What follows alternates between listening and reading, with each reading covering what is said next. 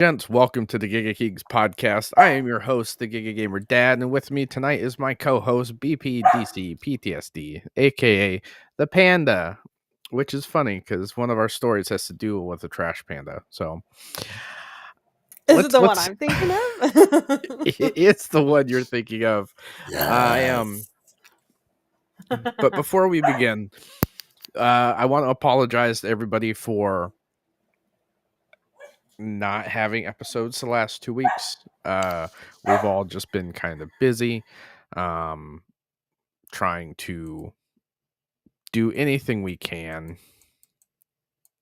to like survive. Right? It's just been a pain the last few weeks. It's been a month. Last month was a month. Oh, for sure. And like we had Thanksgiving. That was the main reason why we postponed that week to the next week. And then we didn't. Like, I just wasn't feeling it. I don't know what it was. I mean, hey. Our mental health matters. Well, I mean, it is that time of year. For dinner. It is that time of year where, you know, we usually talk about it every year, how this is like one of the most depressing times for vets and everything. Oh, yeah. And I think it's still relevant to anybody. Like, it's just that time of year. It do be that time of year. Yeah. I actually think it's interesting that, like, somehow we've gone about saying, like, I have the SADS, but it is actually an acronym for the seasonal depression. Mm-hmm. Like, I can't remember what the whole acronym is. Goodness. Oh my gosh. I don't know. But I mean, seasonal depression is real, and I think you feel it more as an adult than you do as a kid, obviously. Because I don't remember ever feeling this bad until, But I feel like it's like, okay, it's getting colder, it's gonna snow, we got Christmas, and we got Thanksgiving. Like, there's so much to be happy for when you're a child. Like, my child already doesn't have school tomorrow. I have to work tomorrow night. I'm not excited about it. I was supposed to shave. Like, I have all this facial hair up here, up past my beard that I just haven't done anything with. And it's not that I don't want to. I just don't have any ambition to. There's more important things we need to put our energy to, I think. I've been building Legos. That's what I've been doing. I'm almost done with my Lego Slave 1 back there. Hey, we're living our best life over here. But luckily enough, I have been playing a little bit of Destiny 2. I don't know why. Like, I finally got to the point in my head that I should stop supporting this company that is very predatory. Like, it keeps releasing DLC, and then it doesn't let you keep any of the DLC that you've purchased. Like, I'm mad about that. Which is crazy. I can't go back and replay the Red War, the campaign that released with Destiny 2. I cannot go back to replay. Like, you can't. They keep vaulting stuff, and people keep asking them to bring it back, and they're saying it's virtually impossible, which is dumb. So this is this is the last DLC I'm buying, and the only reason why I bought this DLC, which is called Renegades, is because it is Star Wars themed. Like, you can't miss out on that. I can't. And period. I played a lot of it so far, and I'm like, why am I doing this to myself? Why? Because I like the gameplay, I like the loop, but I feel like that magic for that series is gone for me. And I don't want to attempt playing it like I used to. And I don't have the friend base to play it like I used to either. Repeat that last sentence. I don't have the friend base to play Destiny 2 like I used to.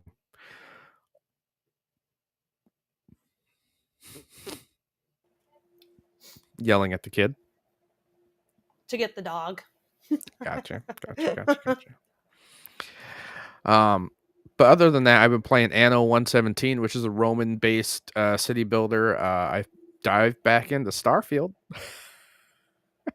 Shocker.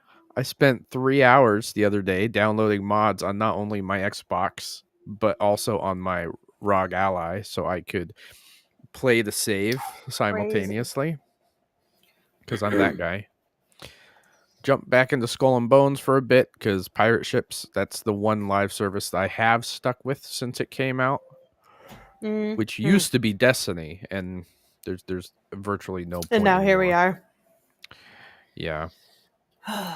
So Weston was so nice enough that he was dying to play Battlefield 6 with me. He bought it for you. He got it for me for Christmas and my birthday, is what I said. I was like, that's the only way I will accept such a thing. So I stopped playing Battlefield as well. Like, I beat the campaign, I played a lot of the multiplayer, and I just don't have the time. I don't have the patience to dedicate, which is weird, because I already have like 2 days worth of time in Anno, and I've already put in another day's worth of time in Starfield. Yeah. But that's completely different. Like, it's not online. Those aren't playing with people. It's not multiplayer. That's what I'm saying. I have more time for single player games than I do multiplayer games. I think when I do have people to actually play stuff with, I'll play it the most. I haven't touched Marvel in a hot minute. Yeah, I think all I've been playing is Battlefield.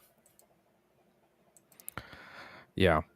I like Battlefield, but I don't have the people. It's boring to play when you don't have a squad to talk to. Weston is very what's it called? Like, he grinds the challenges, and I'm just here. I don't have the patience. I do that with Skull and Bones, but other than that, I just, which is stupid for me to say, because the mods that I have in Starfield literally minimize my experience gain to 10% of what I would normally get, and now I have to craft all my food and everything. Like, I have an economy mod, so now I have to pay for like ship repair every time I land. Like, I've made the game harder for myself. Why would you do that? Don't have the patience to grind in the multiplayer game. Because I'm a masochist. This is how I enjoy playing a simulation RPG. Crazy. I have 4 hours in the game, and I just hit level 2. Before, I was level 10 before I hit an hour and a half.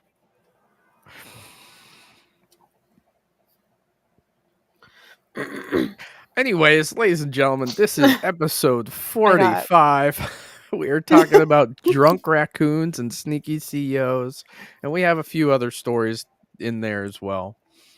But let's start off with our first one. I got a little news clip to watch, which I think is funny. It's been great. All right, so I'm gonna bring it up. Let's bring it up. Authorities responded this past weekend to a break-in at a liquor store in Ashland, Virginia, but the perpetrator was probably not who you might have suspected. It wasn't Willie Geist, no. Look at that mess. I pay for mine. Bottles of gin, vodka, and whiskey littering the aisles. Was Carson there? Puddles of booze covering the concrete floors. Turns out the burglar did not get far. They found him in the restroom, passed out. A reckless raccoon that did all that damage. Poor life choices. Certainly made the most of its night. Paid the price. Animal control took him into custody after a few hours. Sobering up, he was released back into the wild. How about that? I don't know. I've never broken into a liquor store, but I can relate to being on the bathroom floor. Yes, it's the poor life choices. Once or twice. Yeah. Poor life choices, yes. Years ago. So that was all I wanted out of that. Like that was our whole story. I really don't need that. So It's funny because that's like right by my work. in Ashland, Virginia, It's like 30 minutes away. it says the bandit was something of a nocturnal menace. Bottles were smashed, a ceiling tile collapsed, and alcohol pooled on the floor. Did you see that they made shirts for him too? Yes. I want to get those shirts. It's pretty funny. I saw this and I immediately thought, "Oh no, her spirit animal is loose. What the heck is going on?" My inner spirit animal relapsed for me. Mm-hmm. Well, what's that movie with God, where she's a monster when she like sleeps or something? Or no, when she's drunk, she's a monster and crashes like a Tokyo City. You know what I'm talking about? No. Oh boy, okay. Let's look it up. I think Google it. I think is it Anne Hathaway? I think it's Anne Hathaway. Oh my goodness. Colossal. It's called Colossal. Never heard of it. It is directed by I can't even pronounce his name. Returning to her hometown, an aimless New York party girl discovers she has a freaky connection to a massive creature terrorizing South Korea. Crazy. Yeah. It just reminds me of that. I was like, is she drunk and she just turned into a raccoon? Like, what the hell? But for those of us that play computer games, like computer games, not just any computer games, let's look into our next story. Pew. Oh, damn it. I hit the stupid button. So this is from PC Gamer, and this is by Andy Edser, published November 25th, 2025. The sneaky malware variant has been caught using fake Windows update screens to trick users into installing info-stealing software themselves. This is the yay. PC equivalent of holding holding the door open for a burglar on their way in. So the reason why I'm saying this is because I know a lot of people that probably watch us are console gamers and have a PC. So this is important. If you're anything like me, you keep a sharp eye on your Windows Defender updates to make sure your PC protected against the latest threats. However, while Defender is remarkably good at catching dodgy files these days, it can't do a whole lot about users bypassing its security methods themselves, if convinced to do so. Which is precisely what a new variant of known malware ClickFix has been caught doing, tricking users into thinking that an innocent Windows update requires them to paste a malicious command into a run window via bleeping computer. Researchers at security services provider Huntress have detailed a novel new method in a blog post, and it's quite the feat of social engineering. Essentially, a browser window containing a full screen version of what looks to be a Windows Update screen launches with the familiar blue-black background, although with a suspicious looking font. After the update is complete, the last step prompts the user to hold the Windows key and R, opening the run instance. Unfortunate Hold on. victims are I have to point something out with that. I paid too much attention to the font of certain things. It makes me wonder how people miss stuff like that. And then I'm like, am I just autistic? If you're like 80, I mean, fair. And I have because glasses. most of the people that are falling susceptible to this are probably not on the computer every day or not on a computer enough to know better. Yeah. But I don't know. Maybe that's just my brain then, because I'm like, how do you not recognize that the font's different? I'm the same way. I can notice a font difference as well, even if they're like not that different. Because it's been in video Just games different before, enough. where like a part of like a paragraph has like a different font for no apparent reason. And then you look into it like, is this a clue? Am I supposed to pay attention to this? And it's Like, not. why is the font weird? It's just like placeholder font that just stayed. Wow, Breezy, you're just now starting to follow me. That's rude. Oh, wow. And here we Now are you can bringing the continue. news. So unfortunate. Unfortunate victims are then told to press Control V, which pastes a malicious code into the run prompt, automatically copied to the machine's clipboard. Pressing Enter activates a PowerShell command, which in turn decrypts and loads a sequence of reflective.net assemblies used for process injection. After a convoluted sequence of evasion tactics, a .png file containing shellcode is reconstructed, eventually installing an InfoSealer variant. It's a remarkably involved process. It all began by the user kicking off the main sequence of events themselves. Huntress goes into more detail as to exactly how a dodgy file.png file can be used to inject malware into your system, but if I were to explain it all here, I'd need 8 more paragraphs and quite possibly a short nap. It's a very novel approach, put it that way, but it's the social engineering aspect of this particular lure that has me intrigued. After all, I'm forever telling my friends and relatives to keep Windows updated as a best security practice, but I can't do a whole lot to protect the less vigilant of them from falling for a relatively convincing fake. And that's what we're talking about. That's bad. Like, if you're not vigilant enough to pay attention to what you're doing and you install a program on your computer that you don't know what it is, or it looks authentic, then unfortunately that might be on you. Again, back to my original statement, like, how do you not notice little things like that? But They're not targeting us, people that know what we're doing. I- But it could also be all these people that are recently buying Windows handhelds, like the ROG Ally and stuff like that. If this shit pops up on one of those, I personally have turned off a lot of like encryption services on my personal handheld because I only utilize it to play games. Like, I don't connect to anything else. But if a window like that popped up, I'd be like, okay, suspicious, delete. But for all these new users that have all these new PC handhelds, it's not quite the same way. But we do have some good news. We have a little bit of good news before we close off with some ridiculous news.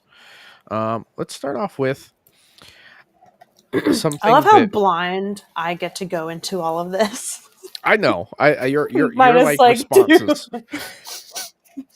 Well, you never send me anything, so I have to like figure this all out myself. And I've been saving stories for 2 weeks. You know this to be true. I don't. I fell down a rabbit hole a few weeks ago. I contributed one time. Back when I was in the Marine Corps, there was this app that released in a wave of like health apps that allowed you to like do this kind of story type of thing when you ran or if you made it a certain distance and stuff. And that's where this story takes us. Interesting. Okay. I didn't hit the little button. God damn it. Boop, little button. This is also a PC gamer. I have a few PC gamer ones in here. I typically don't like going to PC gamer, but they had some good stories this last week or two. A few of our stories are a little older because, like I said, we were gone for 2 weeks. We were gone a while. Yeah. This is by Lauren Morton, published November 25th, 2025. And finally, some good buyout news. A writer just bought back the game she co-created from a blockchain company, so it doesn't end up being turned into AI slop. Nice. That to me is already a great story. Like, that's a win. The end. Yep. Novelist and game writer Naomi Alderman has bought back the rights to Zombies Run exercise app she's been writing episodes for more than a decade. Yeah, it's been damn near a decade. I've been out of the Marine Corps a decade. God damn. Yes, you have. After years of buyouts, consolidations, and layoffs, referred to as efficiency in the game industry, we deserve a little win for the workers as a treat. Our small ray of sunshine is this. One novelist and games writer has just bought back the rights to the zombie themed fitness app that she's been writing for over a decade from a blockchain company that had planned to shut it down. Naomi Alderman is a published author of science fiction novels, and for years she is also the lead writer for a gamified fitness app called Zombies Run. It encourages players to get on the move by listening to episodic post-apocalyptic stories, interval training while actively running from zombies, and supplies rewards from workout sessions to upgrade their survival base. Alderman co-created the app and wrote its year's worth of voice-acted episodic stories that have amassed over 10 million users since 2012. My best friend has been evangelizing this game to me, unsuccessfully only because I hate running, on the grounds of its excellent story for all 13 years of those years, even when its future was looking bleak recently. The developer's Six to Start was acquired by blockchain and fitness metaverse company Olive X back in 2021. As reported by The Verge, Olive X laid off the majority of Six to Start staff earlier this year and started looking to sell the developer or else shutting it down. Turns out Alderman had a clause in her contract saying that if she had the right to purchase it if it were ever made for or ever up for sale, she explains in her public announcement, a savvy move she credits to her experience in the publishing industry and one not available to most game writers. I think I might be the only games writer to be in a position to this kind of deal, she writes. I knew Olive X had been looking for a buyer, and I presumed it would be way out of my range, but when they let me know what they were tentatively starting conversations and the price range, it suddenly seemed as though it might be possible. Alderman tells PC Gamer. I was excited and terrified when I realized I could indeed put it together. I'm delighted to make sure that Zombies Run doesn't end up being turned into AI slop, she writes in her announcement. Now, theirs is more, but I don't think we need to go into more depth with this because just the fact that she was smart enough to have that in her contract to say, if this ever goes up for sale, I want to be able to buy it. Like, she wins. Like, good for her. I just thought of that stupid gif. Which one? The lady sitting there, literally. Good for Yeah. her. Yeah. Like, I'm just like, I know about this app. I've downloaded this app at one point in the last 13 years. And I think I've maybe ran with it a few times, but it wasn't my cup of tea. And I didn't realize that it had like episodes that you had to do. So if I had known that, it's basically a podcast you run to. Like, I could do that. Gosh. Maybe, I mean, not really run, but I could definitely walk. We can really move. fast. We can move. Oh my gosh. So, little story. There was one time I went to the gym and Ace Ventura, when nature calls, was on one of the TVs. Next thing I know, I look down and I've been on the treadmill for 2.5 hours. That's the thing. Like, I could do it. I could definitely do exercises if I'm distracted. Well, I was like just doing an inclined walk and I'm just like laughing at the movie. I didn't even have to hear the movie. I was just watching it. And I know the whole like script by heart. That's the so I was like, oh my gosh, this is the best thing ever. But that went my entire workout done. I was like, and we're going home. I have an exercise bike upstairs, and I've definitely thought about like sitting up there and putting on a movie, but I don't because You have to put on like a really good. I have I was like gonna say go-to I was gonna give you movies. an idea, but you'd be on that bike for a long time. Lord of the It's Rings. like, just put on Lord of the Oh, I'm making it the Mordor. Fuck you guys. Like, I'll beat you. I'll beat you there. Oh, geez. That'd be one way to do it. Good Lord. That's Do you know what hilarious. comes out this month?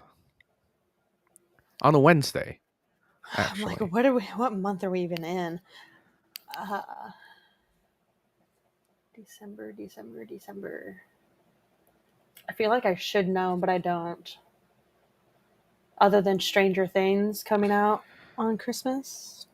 Oh, That's all I know.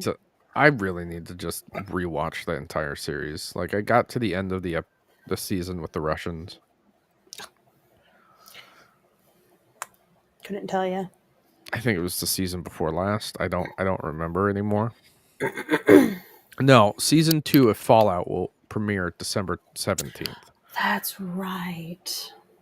And Jujutsu Kaisen is out tomorrow. Yes. So, I'm excited for Fallout. I was trying to convince my wife to watch the first season with me again, but it's just enough to know that she will watch the second season with me. So, I will watch the first season alone. We won't push it. I'm not going to push it. So I'm going to watch the first season alone. I have Fallout 4, the anniversary edition, downloaded on my Xbox and my ROG Ally, ready to play because I'm excited.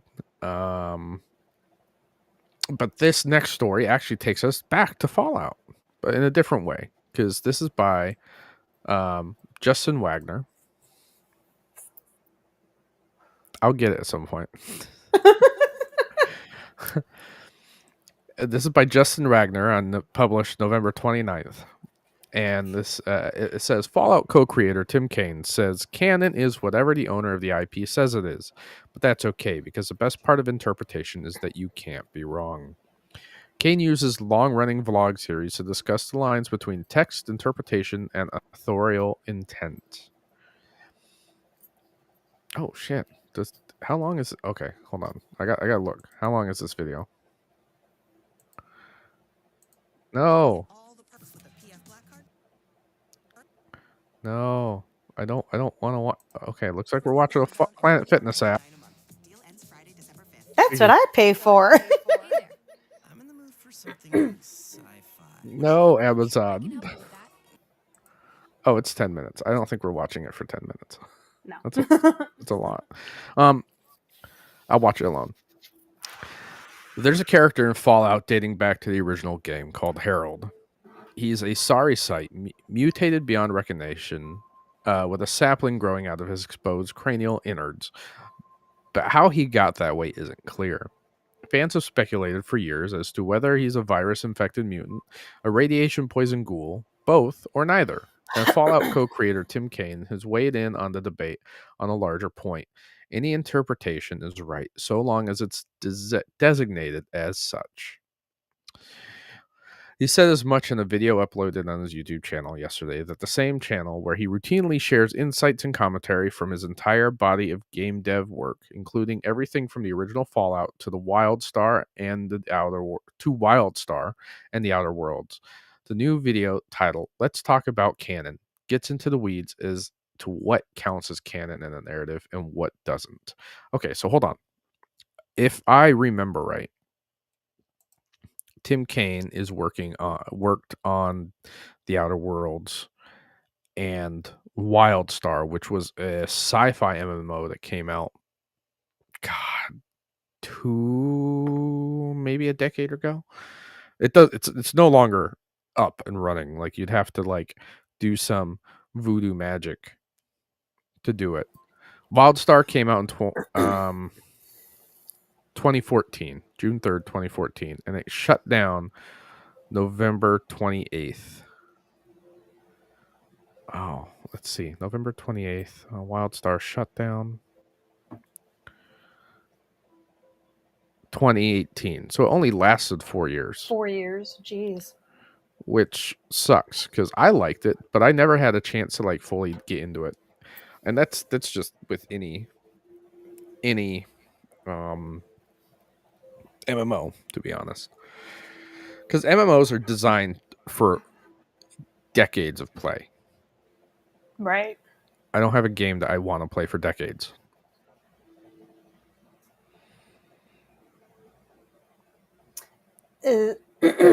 By definition of doing that, like something that you can replay or just something that keeps continuing? Something that keeps continuing. And I think that's Okay. part of the reason why I fell off of Destiny.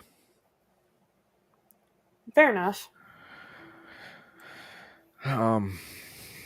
Because bring out a sequel. Just bring out another one. Pique my interest. Keep it up for a few years and then cut all content, create another one. You know what I mean? Destiny is goated, The but original Destiny is goated. The first one. We at the beginning of the episode we were talking about how Destiny 2 is not what it started as. Whereas like it's gotten rid of a lot of old content and you can't play any of the content that you paid $60 for at launch, or some of us $100 for at launch. Yeah. I like Destiny. I don't like how they've taken Destiny away from me, if that makes sense. yeah. Despite the fact it's still here, it's just not what I want anymore. Like, create a new Destiny. Like, why are they fucking this up? They created Destiny 2 after Destiny 1. OG And Destiny yeah, is goated, and yeah, there's a lot of criticism on D2.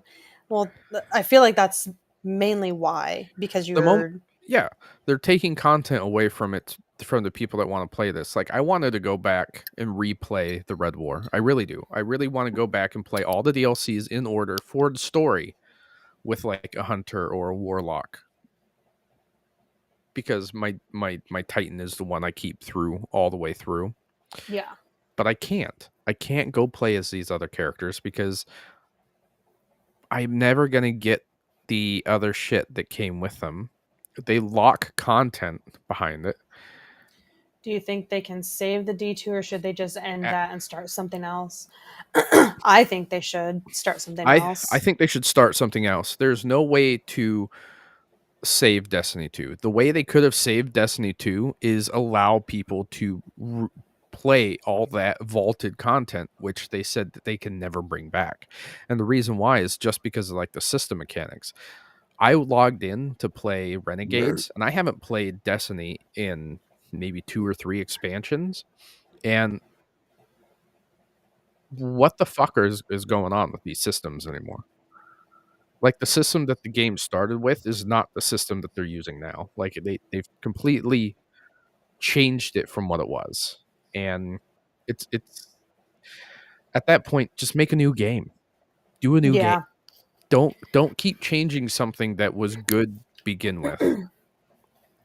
And then just keep convoluting it with more bullshit. Back to the article. That's how I feel. Back to the article. We're talking about Tim Kaine and canon. Oop. To summarize his argument is this. Canon is whatever the owner of the IP says it is. An individual's interpretation is personal and freeform, and therefore you can't be wrong. The authorial intent is another matter altogether that usually differs from team to team member and may even diverge greatly from canon, with each perspective is in conversation with one another, but the lines are clear to see the significance. So let me talk about this. Basically, word of mouth. Everybody interprets something different. What he's saying is we could both read something and both take away something completely different. And he's saying that both of our arguments are valid. I mean, I don't want to get too crazy about it, but like, it's what it's like reading the Bible. Like, you I can mean, be you're going right. through different seasons of your life and then read something, and then someone else could read it in a different season of their life. And it's like, oh, but that's how I took that, but that's how this person took it. It's just, sometimes it's just, your perception is your own reality. Well, he says also when somebody buys like a product, like Disney has bought Star Wars. They get to decide whatever canon is. I hate that because they got rid of some of the best stories in the universe Oh yeah. for that specific universe. That's what I'm saying. And created garbage ones. So there is a point where I think fans also have the right to step in and say, hey, that should not be canon. I mean, But art is subjective. Let's continue. Boop. Circling back to Harold, Kane said in his video that canon is what it is. If the people who own Fallout say Harold is a ghoul, he's a ghoul. I still think he's a weird thing. That's neither. But you may think he's a mutant. And we can all be right because that's the difference between canon, intent, and interpretation. These discussions can get particularly fuzzy when talking about long-running game series, especially complex RPGs like Fallout, because a given game may have been worked on by dozens or hundreds of people, where a short story may be the product of a single author and an editor or two. A big-budget video game ultimately reflects these gestalt of countless perspectives. And as Kane points out in his video, plenty of narrative games openly contradict themselves for one reason or another. Kane isn't convinced community sentiment has or should have much authority in determining a given game's canon. If you're fond of Googling death of the author, you might want to Google tyranny of the majority, because I don't really think you want to have canon defined by the majority.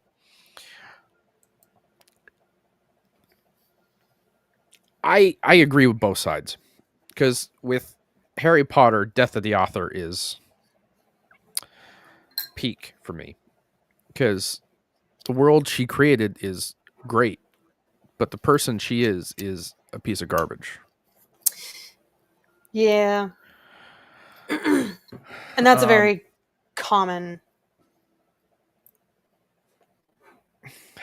point of view, opinion. If I don't know what you'd call that, but it's a common take, yeah, yeah. especially from a lot of people. Like my wife, since that all stuff came out, I don't think I've seen her watch Harry Potter very often since, which is weird. Especially since we've been reading Sarah J. Maas stuff. I think Sarah J. Maas has taken over that J.K. Rowling side of her brain. So, but we've also,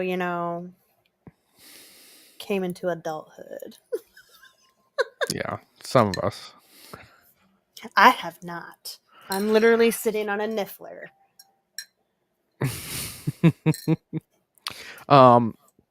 And what is it? What was the other thing? Tyranny of the majority. If you let a lot of people dictate what a canon is, it could also dilute or destroy the story.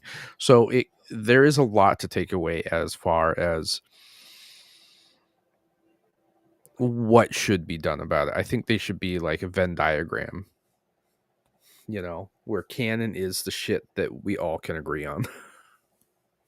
Oh yeah.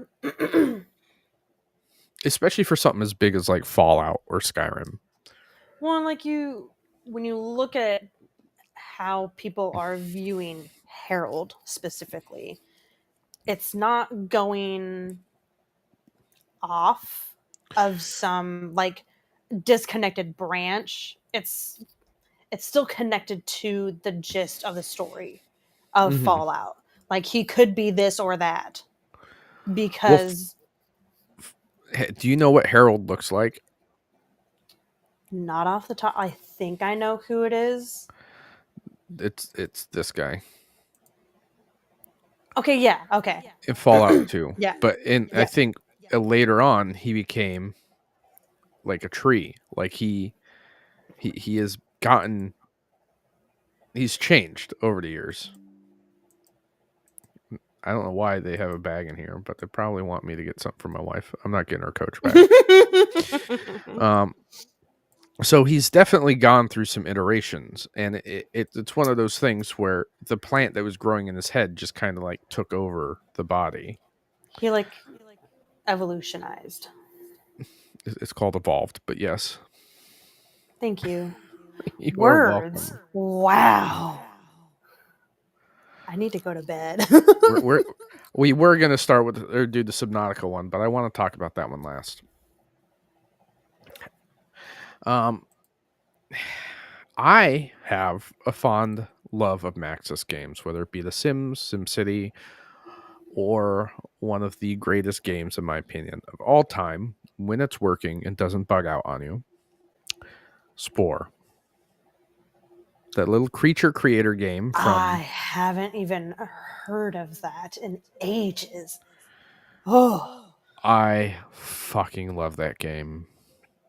I have it on not only EA, but I have it on Steam, and I've put so many hours into it. My whole deployment is me remembering Spore because I played the shit out of it when I was deployed.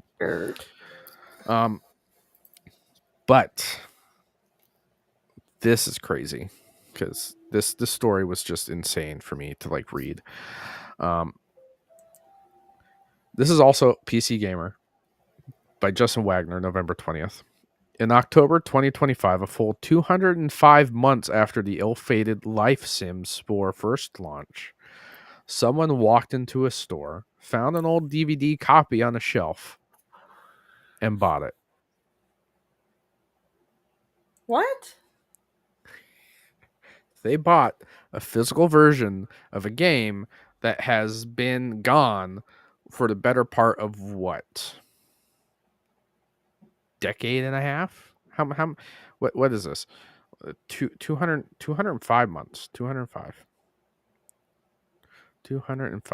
divided by what? 12, right? You're so pretty. 17 years. Almost 2 decades. How? And bought a disc. Let's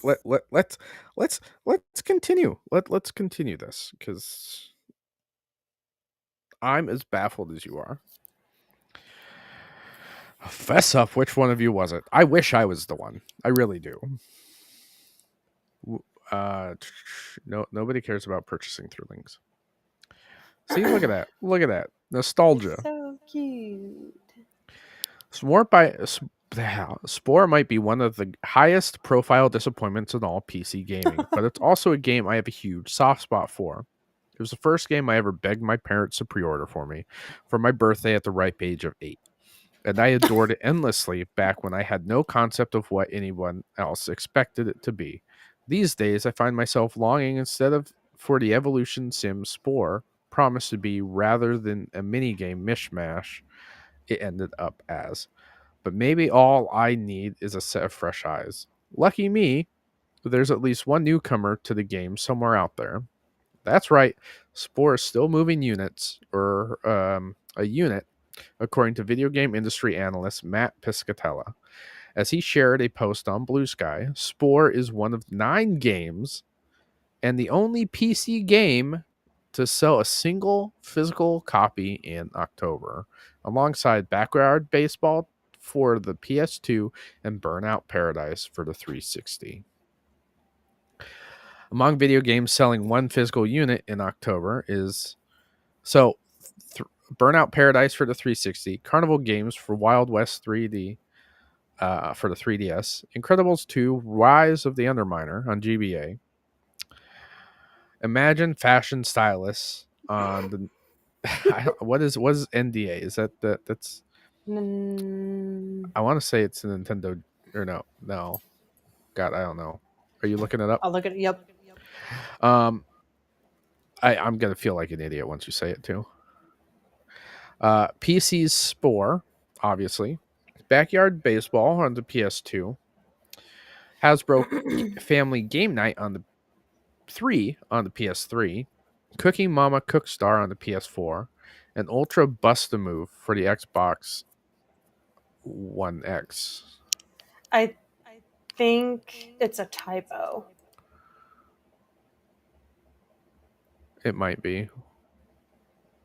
What's this? Let's see if it says anything else in here. Probably doesn't, but this is all about Spore. Let me continue.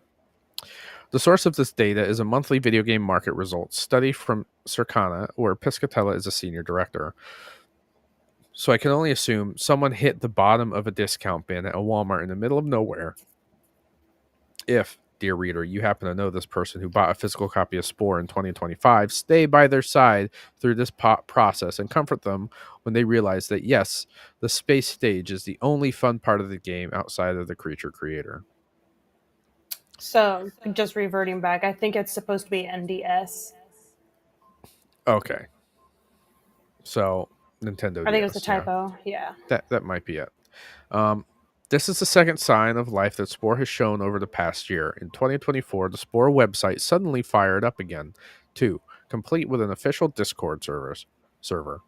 Sure, that's not a lot of activity, but as the saying goes, the fact that it happened twice after all these years, Spore launched in September 2008, is weird, but also cool. Piscatella habitually shares interesting tidbits about game sales on his Blue Sky account, including these monthly studies where commenters routinely ask for a list of games that sold exactly one physical copy.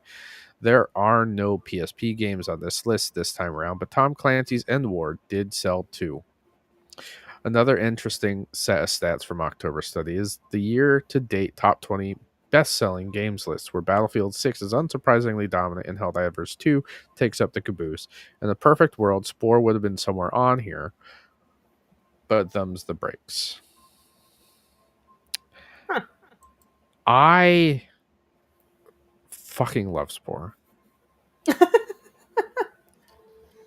I can't tell. Like, I've been doing a SimCity 2013 series on my YouTube channel, and that game's a decade old. Like 2013. And it's still like baffles me sometimes how pretty the game looks. Yeah, the systems are kind of broken now because they no longer support the game, and they stopped supporting it I think a few years after it launched. But even then, like, it still has that charm, and Spore was definitely one of those games. I may have to like go back and replay it. I may do like a city builder version of that. Oh, jeez. I'm actually looking up to see what it costs. I mean, I mean, not even what I cost. How many hours I put into it? Because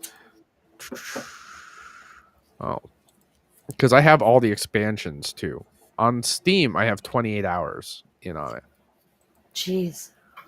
It to me 28 hours is chump change compared to everything else I play. Let's see if I can launch the EA app. Because I remember buying it physically. I had like the collector's edition, and it came with a DVD version of how they made Spore, and like with a little booklet and everything, and it was really cool. Back when discs were like the big thing. I don't even know if this is gonna tell me. Because I own Spore on EA. I have like a lot of duplicate games. Like I have that you do. It says here I have another 24 hours that I've played through the Steam app. Like,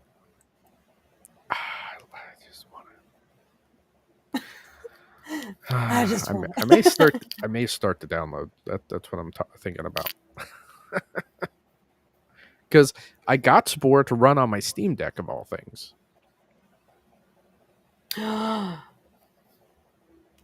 Oh wait. Hold on. What? Like, there's no more to that story. It's just downhill from here. Oh, is it? Yeah. I did start playing Winterborough. I know, and I have more hours into that than you do. I know you do. But it's so cute. I've been playing that on my handheld.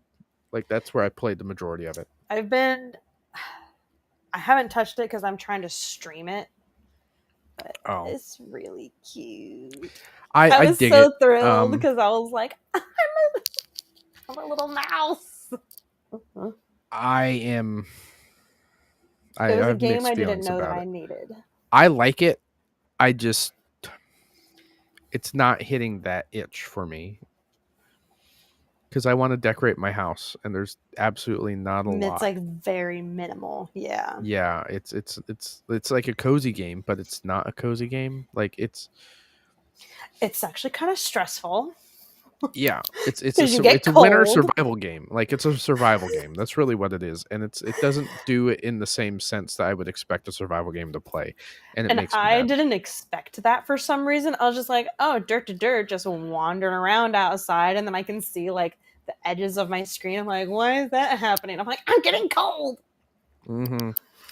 I It's so I wa- cute. I was expecting a lot more, and I'm still trying to work on finishing the game. But as far as like it goes, I'm glad it wasn't more than $15 when I bought it. Yeah. I'm like, I don't But think this it's is worth just so more than that. cute. I love it. Um, let's I'm go glad in. you recommended it. I like it. I just don't know if I don't know. Let's go on to the next one because, like I said, it's all downhill from here. And Rockstar is being assholes. Shocker. Yep. This is at The Gamer, and this is by Jack Coleman, published November 19th, 2025. Rockstar protesters beg people to consider the human cost of developing GTA 6. Rockstar has been accused of laying off over 30 employees across Edinburgh, Dundee, Lincoln, and Toronto for attempting to unionize. The company claims the employees in question were sharing company secrets on Discord, while the laid off employees maintained the server was only used for communicating with union representatives. Since the layoffs, several protests have been staged outside the company's London and Edinburgh offices. The most recent protest happened last night. Protesters gathered at Rockstar North, marched to the Scottish Parliament, and gave speeches. Ooh. When I look at Rockstar now, I see two things. A protester outside Parliament had said, I see a giant international corporation, a machine that creates billions in value for its overseas shareholders in an industry rife with work exploitation, unfair practice, and unreasonable working conditions. Let's stop here for a second. I was going to school for game design. And You learn something new every day. I'm glad that the school I was going lost its accreditation, because if I had gone into this industry, I'm sure we've talked about how terrible it is right now. That a lot of people are doing crunch. There's a lot of abuse when it comes to getting people to make video games, and I am not about that. I get paid more to do less at my job than these guys have to do at theirs. And so for all these guys to stop unions from happening, yeah. Unions are a mixed bag, though. You have good and bad with unions. But as far as like company or protecting employees, like unions generally try to do that. Let's continue. Because it's going to get worse. Grand Theft Auto 6 will make billions. That's not a doubt. Shareholders will get rich. Fortunes will be made. But I want people to think of the human cost. The people burnt out. The careers ended. The lives in disarray. They continued. According to Dexterto, another employee named Jack joined the union after years of discontentment at the company's QA department. I was scared at first. I was apprehensive to join, like many of my colleagues in QA. I always felt more dispensable and a bit less skilled than workers in other departments, he said. I thought by joining the union, I could be putting a target on my back. No one should ever feel this way when organizing in their workplace. Jack goes on to describe how how the lives of those affected have been turned upside down with financial instability, lapsing healthcare plans, and potential deportations to contend with. He then asks on one of his colleagues' behalf, saying that this individual is fired by Rockstar while on paternity leave.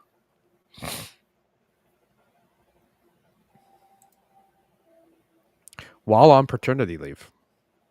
Can you imagine having your kid and then your work saying, "Don't come back"?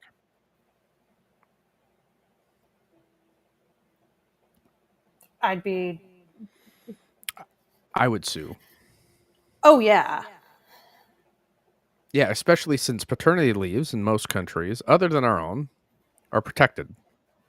Oh yeah. Must be nice. Yep. Yep. One of our friends in particular had plans that didn't involve being unceremoniously fired while on paternity leave. Just 9 days after the birth of his second child, this is the human cost of this decision. The human cost that wouldn't have been considered when it was brazenly and recklessly made because it wasn't quantifiable number on a spreadsheet, he said. Grand Theft Auto is set to release exactly 1 year from now on November 19th, 2026. So I didn't plan on buying GTA 6 off the bat.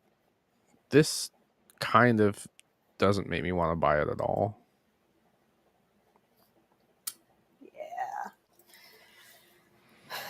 The Because I more hate that hearing people, stories about this. the more that people hear about that, though, I'm sure that's not going to help their case either. Well, the thing is, a lot of people like this news is hitting us because this is what we do. We talk about the news stories that interest us, and I do a lot of like deep dives into interesting stories. That you do. And this story in particular, like, yeah, we're reading it here, but the huge majority of people that are going to buy GTA 6 probably don't pay attention to the industry at all. No. So it sucks that Rockstar is abusing its employees and firing people who just had kids. It really messes with your ethics and morals as far as like, this is a game that I wanted to get, but if this is how you're treating the people that have helped make it, then Why am I going to support somebody that makes that just, yeah. decisions like that? That's what I'm saying, and it sucks. It sucks. I feel bad for all the people that are out of work right now because they wanted to try and have better working conditions. Crazy. Yeah. I say that because I'm part of a union, and from experience, like I can't say a lot of what I think about our union because if anybody watches, I don't want to put that part in jeopardy. But as far as for the most part, like I am glad that my family has the health insurance and I have the job protection that I have with Yeah. my job. But the last story, I know we're going a bit long today. We had to make up for 2 weeks for not being around. And I want to talk about this fucking scumbag before we leave. I'm excited now because you Okay. seem mad. I am. I'm very bad. I'm very mad because this story's been going on for a while. And have you ever played Subnautica? No, but Do you know what it is? It's an underwater survival game. That's probably why I didn't play it. Yeah, I know what it is. Never played it because that fear. I love God it made on me my a Steam land Deck. critter. Like it plays really well, and like the game is very unique. It's different in and it just has a really good like positive fan base. But this asshole, we're gonna get into it. This is by at Kotaku by Ethan Gach or Gach or Gach. I don't know. Published November 17th, 2025. Subnautica 2 publisher allegedly asked GPT to find a way out of paying co-founders. The end. Okay. That's it. That's it. The end. Oh my god. Unknown Worlds co-founders were fired out of the blue earlier this year and have been suing publisher Krafton ever since. Let's blow this up a little bit. There we go. Because I was finding it hard to read, and I'm sure people that want to like read this also are.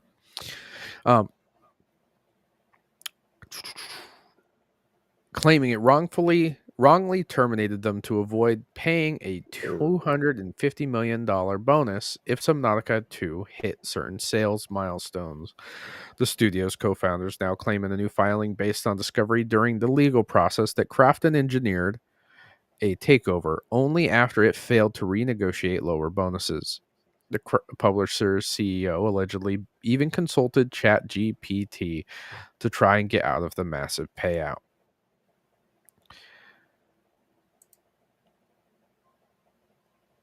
The fuck? Like, can you imagine asking an AI, hey, How do I jip people?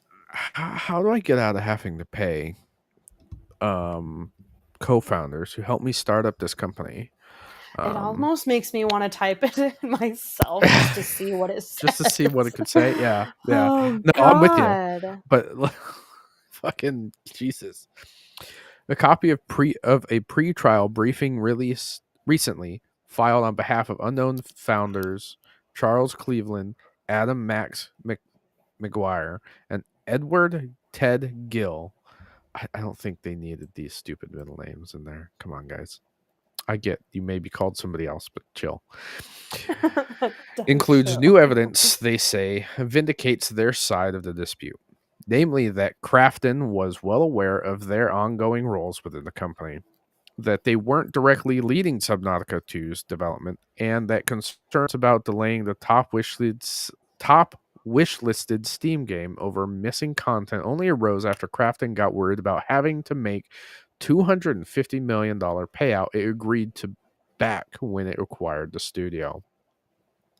Krafton terminated the founders and seized control of Unknown Worlds in order to avoid the earnout, reads the group's lasting filing. Smoking gun documents show that Krafton was looking for ways to cancel the earnout and that its secret Project X was designed to either make a deal on the earnout or execute a takeover.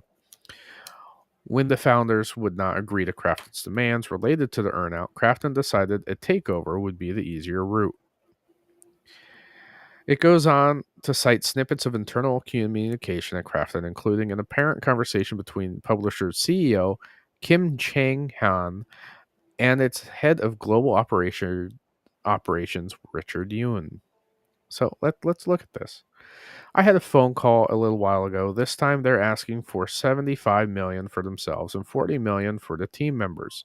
They say they won't do it unless we negotiate the packages of the teams together. And Richard Yoon says the bucket for the team members we are thinking of at present is 10 million. It might be easier to just take over. Set a date and send a letter if you need to send it in advance. The exchange suggests Krafton was not only seeking to lowball the co-founders on their original bonus, but the rest of the development team as well. Yeah. They basically said instead of paying the team the $40 million, and that would be spread across everybody, they were just going to take $10 million and spread it across everybody.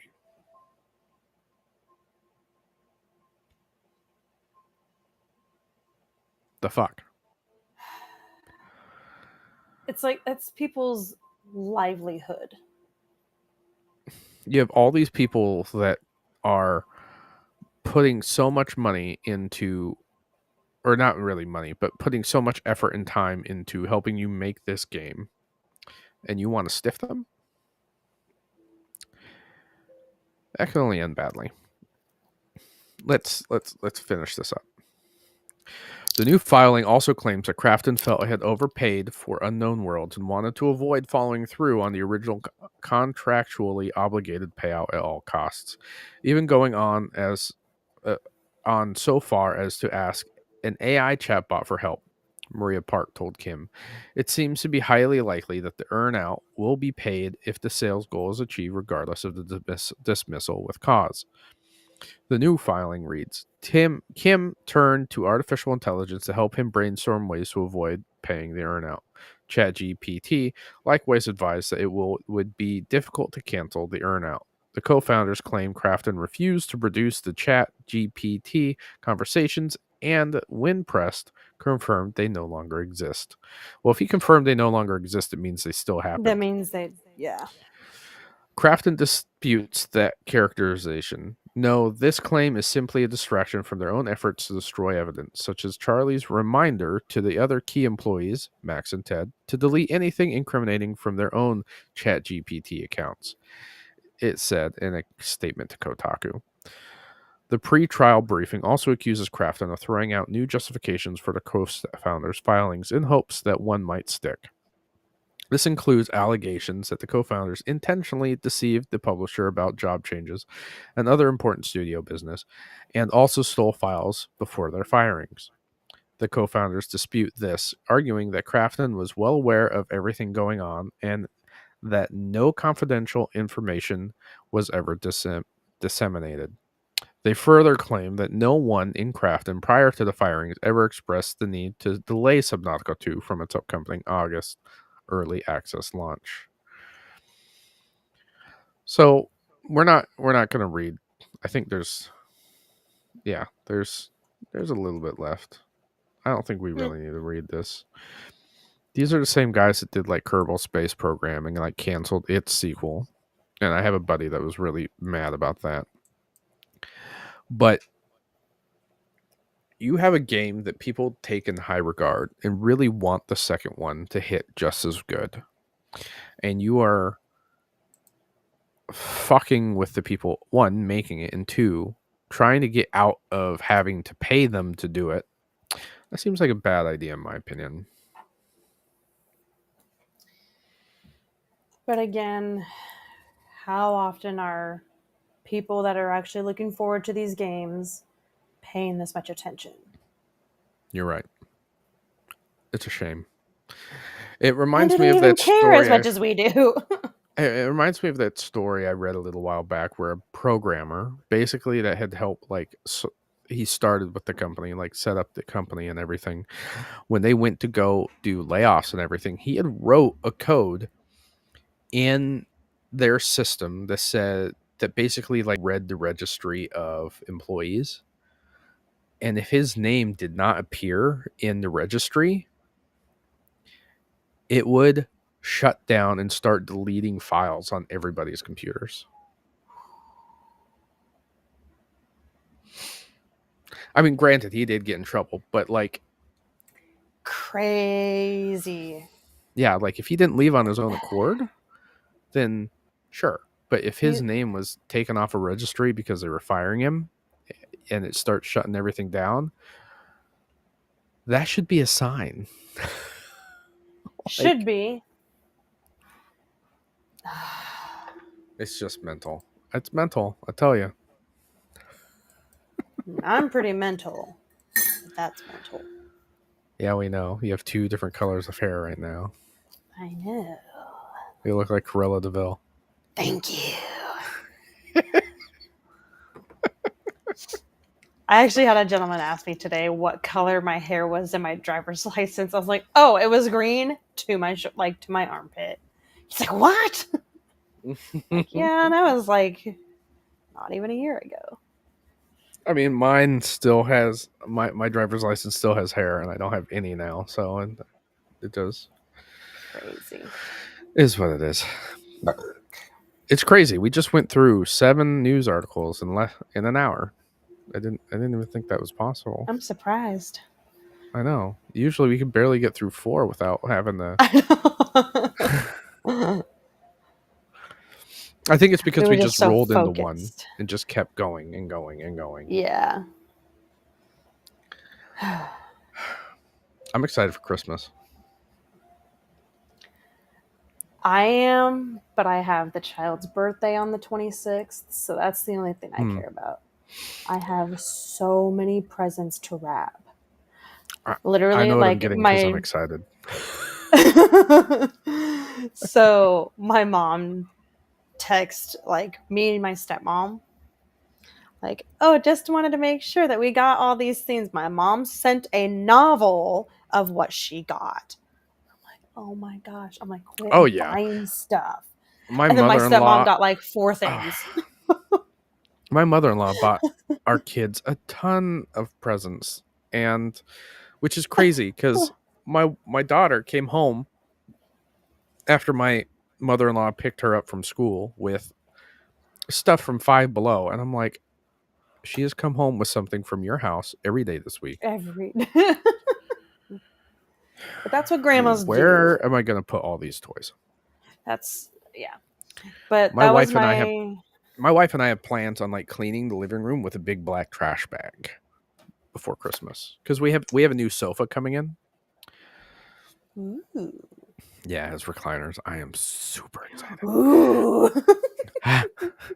But it's just like one of those things. Like It's we gotta time get to rid of a clean. bit of what we have. Like the Yeah. Legos and stuff will stay, but the rest is gonna start going. Yeah. That was my biggest realization the other day was my daughter didn't ask for any toys. She's getting old. I know. I'm not gonna cry. Speaking of what I'm getting, because Like, she's not a baby no more. my mother-in-law gave us like my wife and I like, hey, this is how much money you guys have between yourselves. What do you want?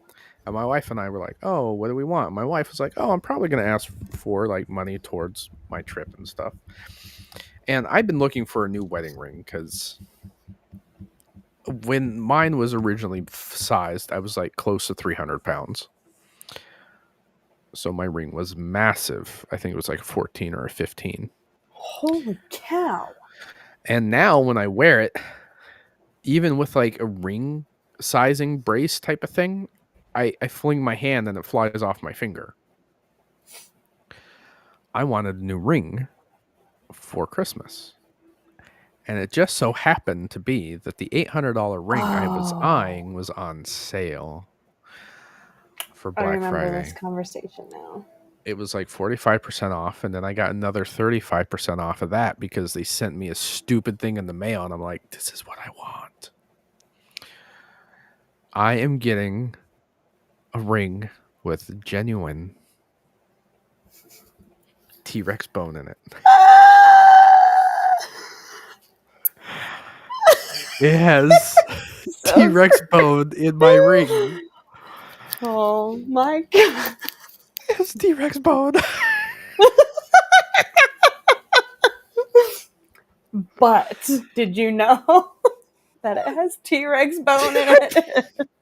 No, I mean, I like. Hold on, I need you to stem a little I need you. harder here Hold for me. on. I will send you a picture because it came into I the mail. know what it is. I had it Send shipped to me. to my house. I opened it up because I had to make sure it fit before I handed it over to my mother-in-law to wrap. Because I wanted to make sure that the ring I was getting was gonna fit.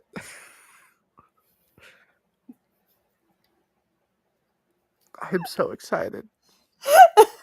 Are you crying? Yeah, my mother-in-law loves me so much. I wish I could say the same for my own mother. Because here's the thing. Some of the biggest things in my man cave, my mother-in-law has bought for me. Aww. My holy grail set, the Lego Millennium Falcon, the big one I have, the $850 to $900 one. My mother-in-law bought me when she retired. They like gave her this like payout, and she was like, Jordan, Luke, you both get $1,000. What do you want? And I had an answer for her that minute. I'm sure you did. I was like, and she was like, okay, no questions, no nothing. She was just like, here you go. Okay. It's on the way. I'm like, I was like, no way. And so, like, it's just one of those things. Like, I am extremely grateful for my mother-in-law and my father-in-law all the time. All the time. So I already know what I got for Christmas, and it's like killing me because like I want to open something with the child on Christmas, right? Is it as cool as a T-Rex bone? No, but I'm glad it you is. said that. That makes me feel good. But it is a kitchen island because I have no counter space in my kitchen. Oh, that's really cool. We I we have we have an but island like built in where our stove is. So that's see, and I I have my blender out, I have my air fryer, and then my crock pot. But it's like there's only one outlet that I can use, but it's like hanging on the edge of the yeah. counter, and I'm like just So you staring at it. need like prep space. I That's really what you need. I have the prep space. I need the stuff to cook and Mm, blend things like on the island because there's another outlet, but it's like all the way across the kitchen. And so I'm like, mm. okay, I need to. I really wanted to like pull it out before Thanksgiving so I could just set my crock pot on it, but I was like, no, don't touch it. I did go like into the closet where I have all the presents, and I was like, nope. Is it like wrapped like, No, so or is it some of just the like things that we waiting? got are wrapped because like my stepmom and my mom got them and then shipped them over. Mm-hmm. But like everything else,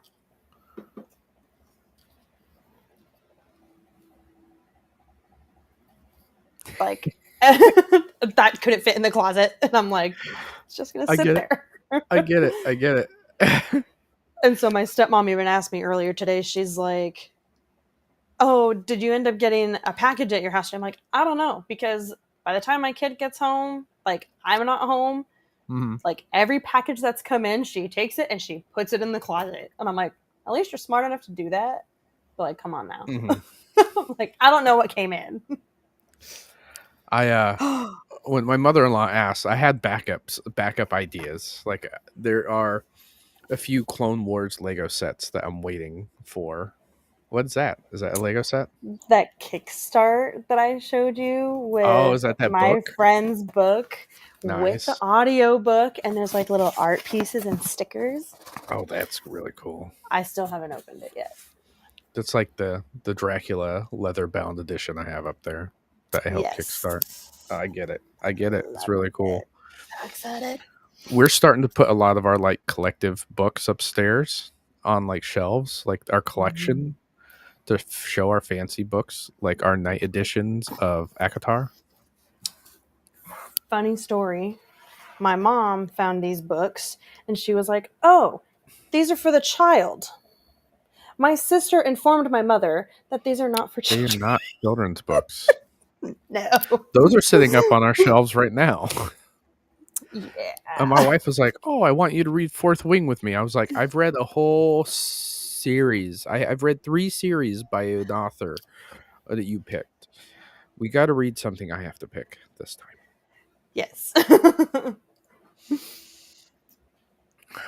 She won't read Dune with me, which would have been my pick. But she will I give Lord of the love Rings a you, shot. but she will or will not. She will. Okay. And I wasn't even going to make her read like Frank Herbert's son's books. I was just going to make her read the Frank Herbert books.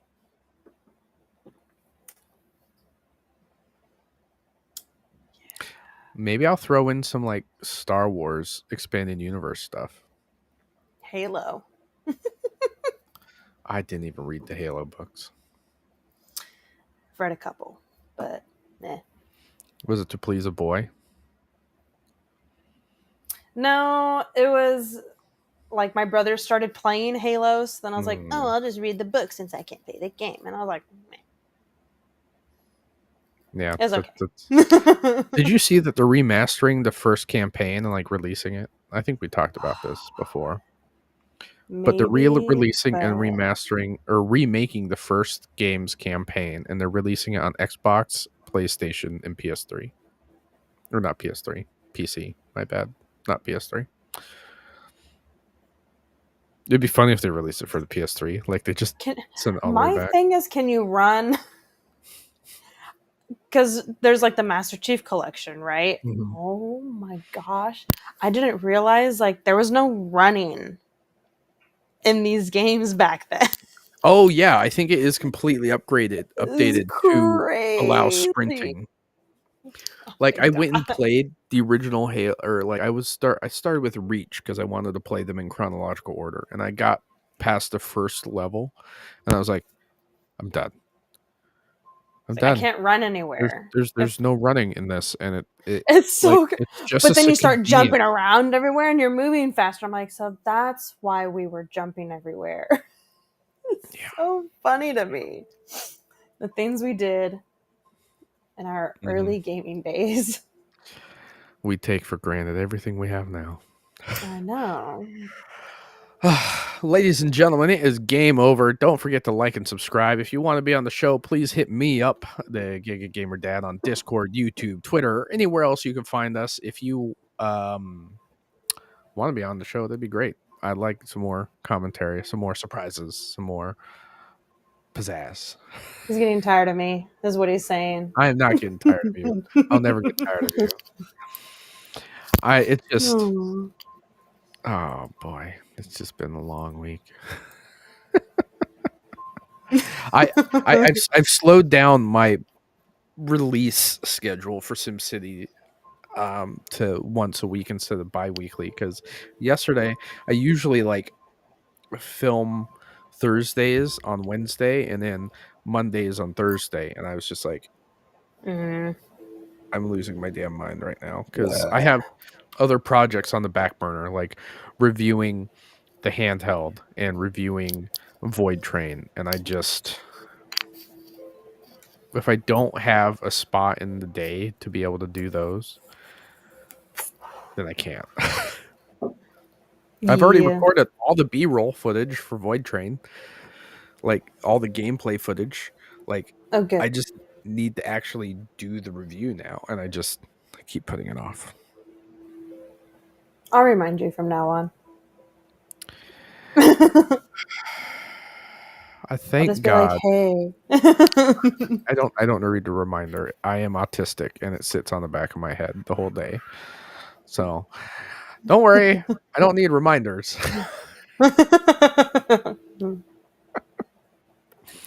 Where can they find you? Instagram, Twitter, Discord, YouTube, Xbox. If you really want to play with a crappy player and make yourself look and feel good, I got you. Well, ladies and gents, for the 4 or 5 of you that showed up today, thank you so much. Look forward to seeing you guys next week. And ciao, guys. Bye. Bye.